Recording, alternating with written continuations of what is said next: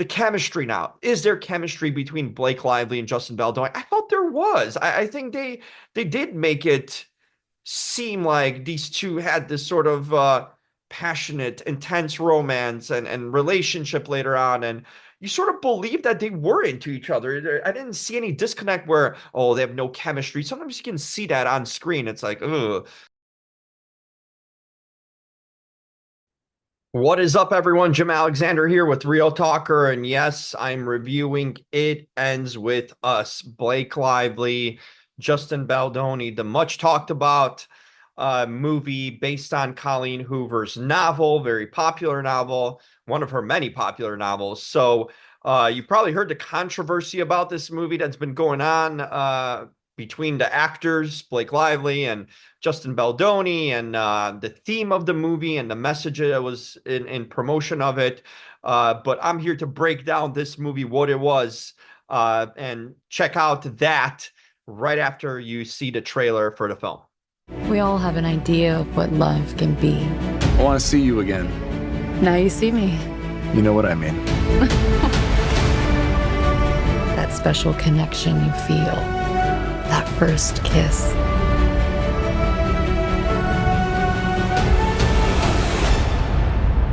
But 15 seconds. That's all it takes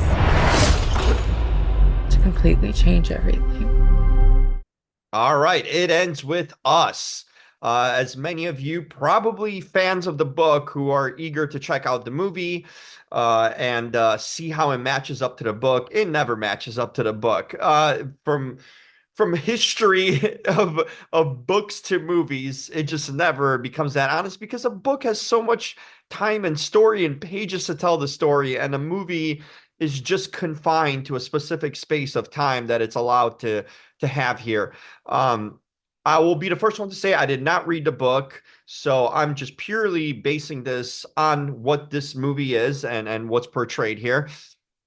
And I think it's kind of an unbiased look at what the movie actually is. So, Blake Lively here for the synopsis, for those of you that don't know the book or might not know what's going on here, is a woman who moves to Boston to kind of restart her life. And, you know, she opens up a flower shop and then she meets a guy when she moves to Boston, and they sort of have this romance that sort of comes up. Um, and part of it is kind of sweet, the way this romance gets started, and it's sort of a friendship that turns into a romance. And so yeah, and she's with this guy, and then a former flame from her young years of her teenage years really comes back into her life. Now, at the center of all this is the theme of domestic abuse. And that's been the controversy about the promotion of this movie. You know, apparently Blake Lively allegedly has kind of refused to speak about the domestic violence issues, while Justin Baldoni has been strongly advocating, the message in this movie about domestic violence and, prevention of it, and the importance and of this topic. But the movie itself, so the movie, I gotta say, it plays a lot like a romantic drama, at least for the half of this film, until we see this sort of shift. It builds fairly slowly, actually. It's a movie that's 2 hours and 10 minutes, so they give it a little bit of time here, not trying to rush it all, but it sort of formulates this romance, and you kind of see a romantic drama, not comedy, because there are many comedic elements to this, but romantic drama I could totally see until you start seeing some of the domestic violence happen, and then it becomes sort of a theme of the movie with many of the flashbacks um, of course, Blake Lively's character, Lily Bloom. Yes, it's a flower name, and that's the name of her flower shop also. But yeah, you start seeing sort of that is a recurring theme, but I'd still say half of this movie is a romantic drama. It's not just a this is a domestic violence theme movie completely, then it would have been a documentary. Or, and also you got to look at the rating for this movie. This is a PG-13 movie. So you don't see a lot of the domestic violence on screen. There's a lot of cutaways. There's a lot of sort of fill in the blanks for the viewer what happens. So there isn't that much of a depiction of the actual act of domestic violence. It's sort of it's definitely teased, it's definitely suggested, but only in a couple instances you actually see a physical um act being done. So it's very carefully depicted in this movie. So that's probably also part of this rating why it's PG-13 and not rated R. It's not as um it's the portrayal of the domestic violence. It's not fully shown and depicted in that way. So that's something to definitely note there about that.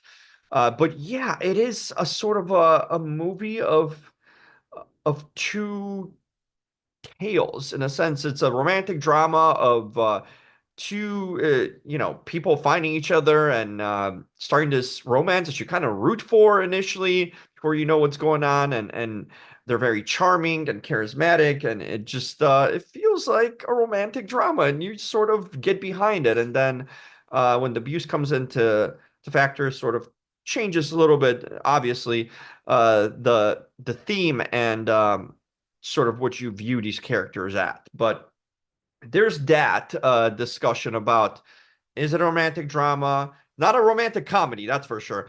Or is it a domestic violence sort of movie? But I think the filmmaker here, Justin Baldoni, who's also the star of the film, uh, really is careful about the way this movie is presented. And of course, the writer here is Christy Hall and Colleen Hoover, who had a lot of influence potentially on this movie, who's the author of the book. So it's definitely different in the book. I spoke to my sister about the book and we kind of went over certain things. And yeah, there's some differences for sure. Now, apparently Lily, for those of you who have seen the book, she's in her 20s, right? Um, Correct me if I'm wrong in the comments. I know you will. But here we have clearly adults who are in their mid to late 30s. And it's pretty evident because, we're looking at Blake Lively's actual age. And then you look at Justin Baldoni's age. And when you kind of view it in that lens, yeah, you kind of see here that, um, these are individuals who are actually in their late 30s in real life. Justin's about, you know, 39 or so. Blake is in her mid 30s, mid to late 30s. So, yeah, they're sort of playing those characters in the film too, the age wise. So you don't think at any point really that, oh, these are, people in their 20s and youthful in that way. No, it's definitely more so where you're looking at characters who definitely are in their mid to late 30s, and it plays that way.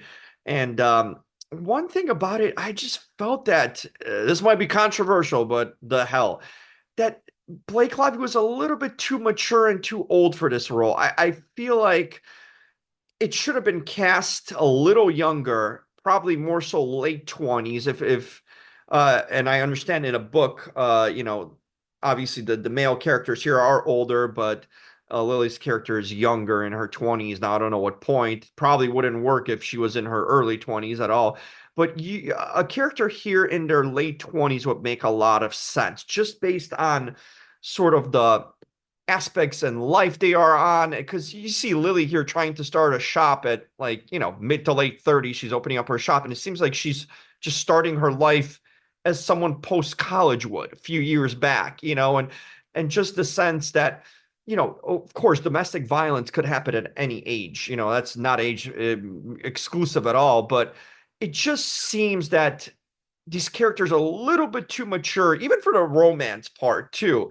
That angle of it. It seems like something someone younger would do with certain things that they do, and it just doesn't seem like it would be two mature people. And remember, Lily here also, spoiler alert, since the movie's been out already, she gets pregnant. So, is she a woman having her child in her late 30s? That's a topic of kind of discussion, because it seems here that um, the age-wise, obviously they play up to it, which is probably the right choice since you're not pretending that Blake Lively's in her late 20s. But I just felt you would need a little bit of some younger actors here in this role. Now, did I like Blake Lively in this role? She was fine. She was okay. She did well. But I think it would have felt differently had these been characters of a different age, and or at least the actress was a little younger. Now people might be saying, "Oh, I'm ageist and that." But no, it's just the portrayal of it. Blake Lively looks very mature, and it's almost too mature to believe this character. Certain things she does and says, and the way she acts here in this movie, I would have, like I said, liked someone in their late 20s, potentially early 30s. It just would have been more probably fitting to the book and to the characters here.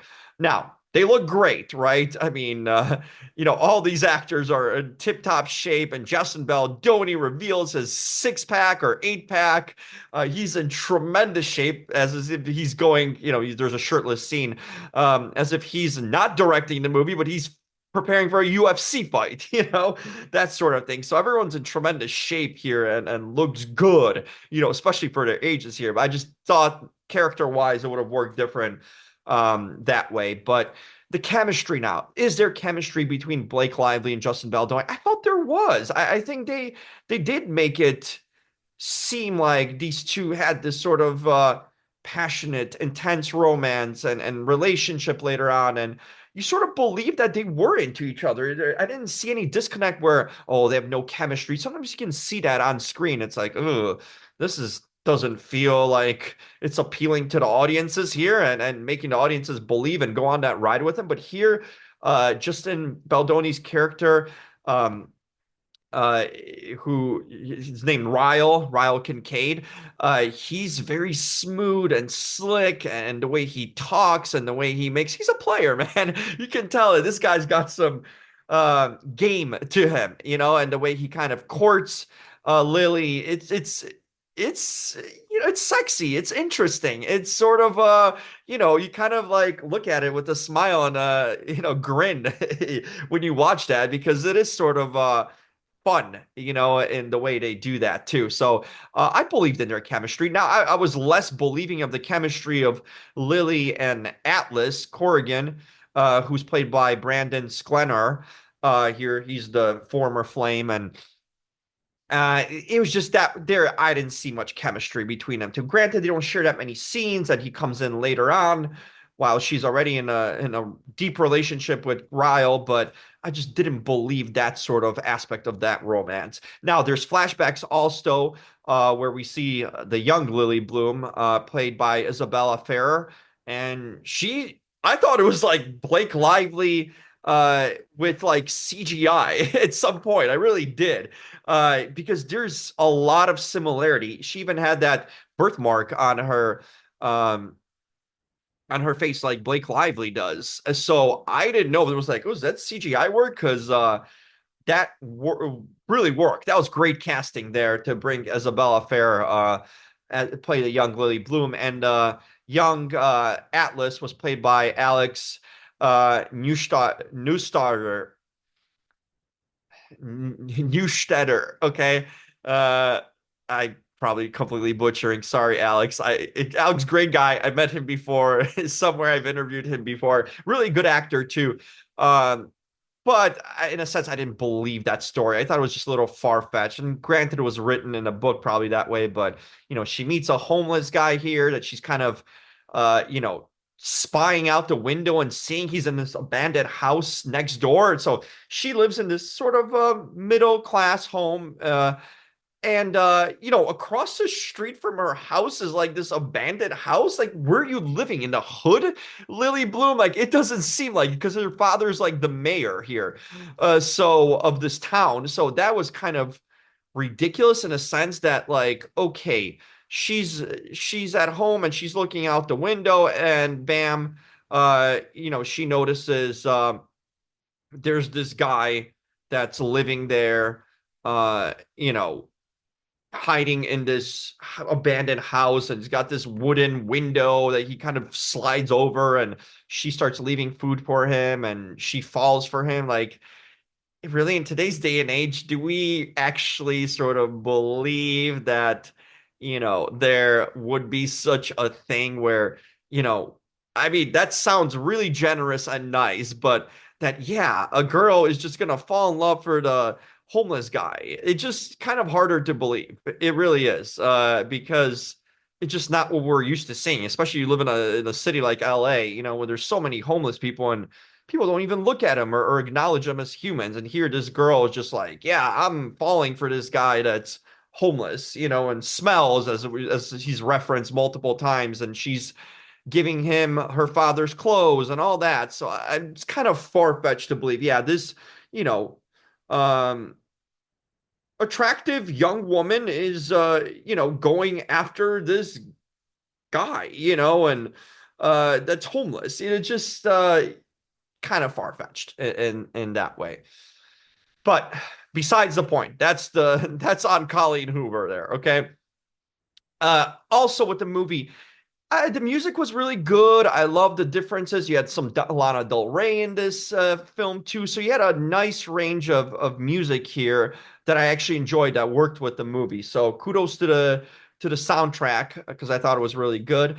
I also kind of enjoyed the relationship between Alyssa, who's played by Jenny Slate, and Lily Bloom. They're besties, and I question how they became besties. Lily Bloom walks into her, first day of this shop she just bought to make it into a flower store, and Alyssa stumbles in, and she wants a job and gets a job immediately, and they become friends. Just an odd way, kind of far-fetched way that someone would become friends. But later on in the movie, it does feel like they do have a nice relationship. Although I do kind of look wise, I don't feel like Jenny Slate and Justin Baldoni would be siblings. They just don't look alike at all. So that was sort of a part that was, unless they were step siblings, but that's not the case. So they're supposed to be, brother and sister, and they just didn't look like these two would be in real life brother sister. So yeah, I'm picking here, nitpicking, but just didn't find it believable. But the good casting of Jenny Slate, I think she worked in a role of Bliss, and especially as the friend of Blake Lively, they had good chemistry together. Hassan Minaj plays Marshall, the husband of Alyssa, and it was cool to see him for a few scenes here. Hassan Minaj, familiar to a lot of audiences who like comedy.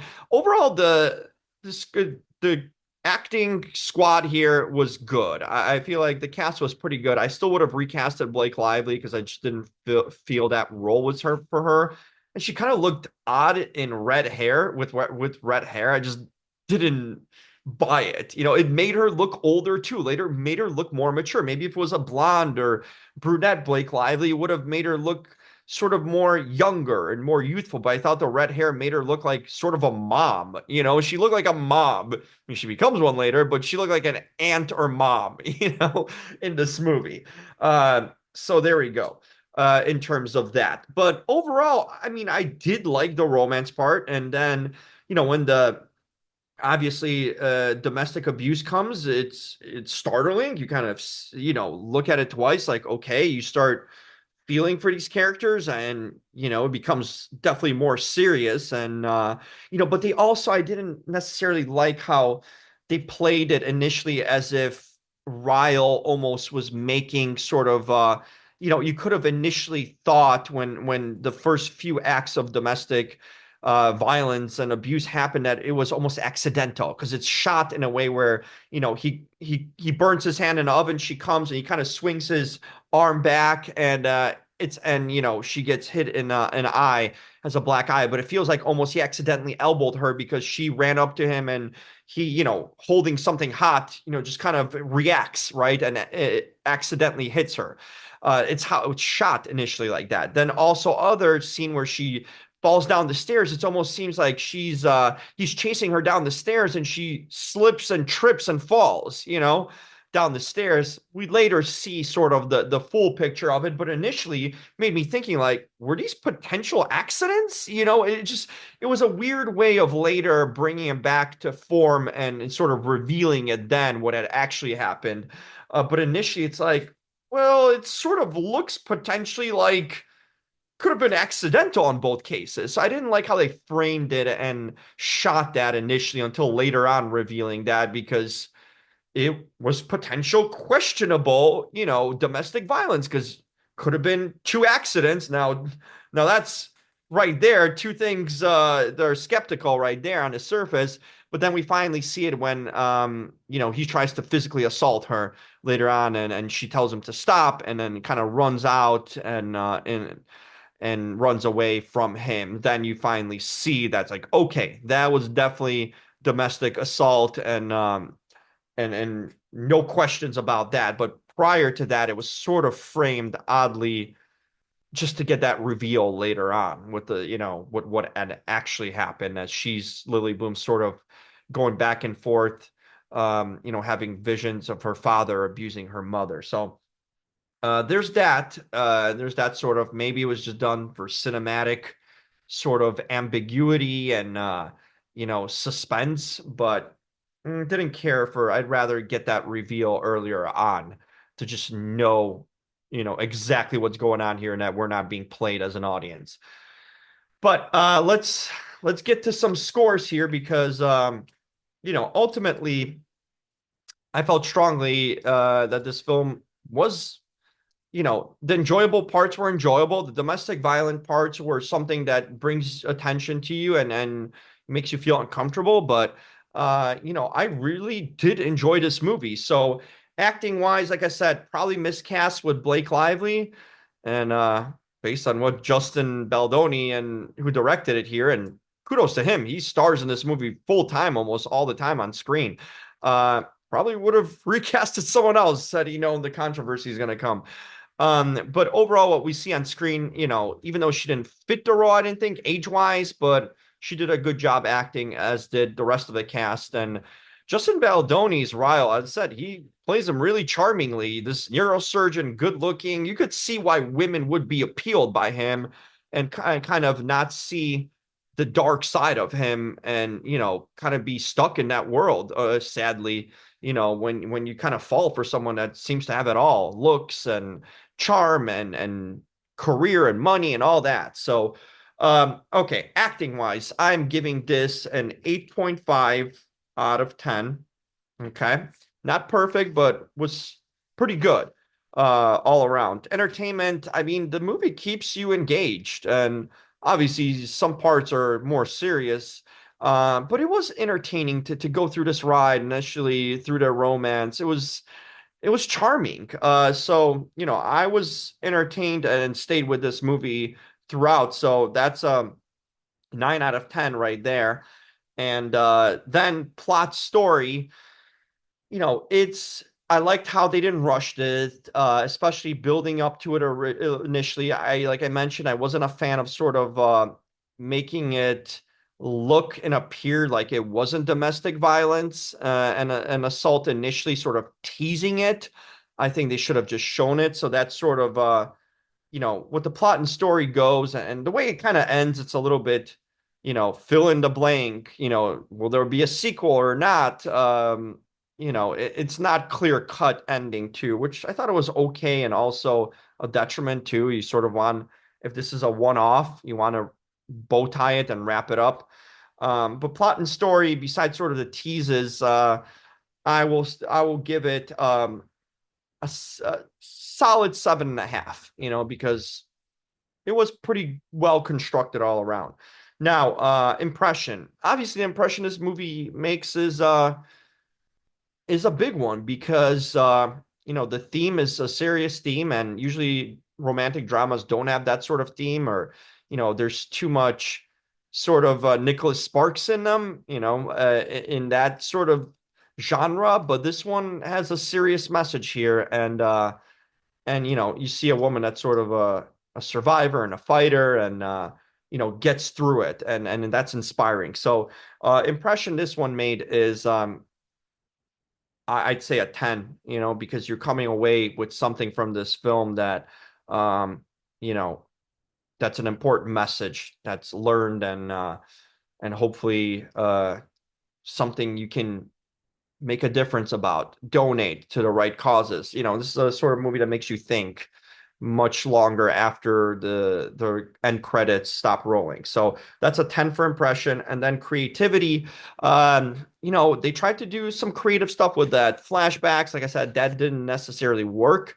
Um, but you tried certain things, and I did like sort of the creative elements that they did. There's only so much you can do, right, from book to film, because you got to honor it, and especially since you have the actual writer of this film of the book involved in the film here. There's only so many liberties they probably could have taken, which I thought Justin Baldoni did a good job uh, kind of connecting the dots and keeping things, on par that way. So I think the creativity still gives pretty high marks. I'd give it an 8.5 out of 10 for that, because it's not always easy to do that with a movie that's based on a novel, right? But took that. So final score 87. I'm kind of calculating right here too myself.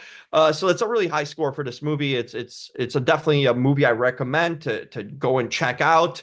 It's definitely got a lot of layers to it for sure, and it's much talked about. So if you enjoyed the book, probably are curious to see it. If you didn't even see the book, the movie's definitely satisfactory enough. It makes you probably want to actually read the book and see what was missed out, what was changed, and how faithful it was. So, sort of movie like this is it's different and it's good. It's a twist on the genre, would actually make it feel more real and realistic in that aspect. So that's the score on It Stops With Us.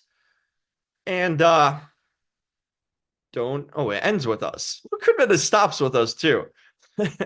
But before you stop this video, make sure to subscribe. Smash that subscribe button. That always helps. So please do that if you can. And also, if you like this review, give that thumbs up. Yeah, don't hesitate to click that button too. And like I said, if you're a fan of this film, if you enjoyed the book, if you're curious about either, if you're part of this drama with the controversy, leave me some comments and let me know. Did I miss out anything? Did you like the movie version? Did you not? I thought overall, the actors are fine. I wasn't too into the Atlas character just in general. And I was going to mention that. Just sort of seemed kind of a nice guy, but not much charm and charisma to him. I always wonder why Lily would be into him in the first place, even the younger version. It just nothing about, I mean, obviously becomes a successful, restaurateur of that root restaurant, but I just didn't see anything appealing as him as a young man, young adult, and then as this sort of restaurateur and later in life. I just I didn't I thought the actor was fine, both actors, Alex and here who am I forgetting? Brandon. But I just didn't care for that character at all. So there it is. I'm out. You can follow me on social media at the Jim Alexander, at the Real Talker. And until next time, I'm out.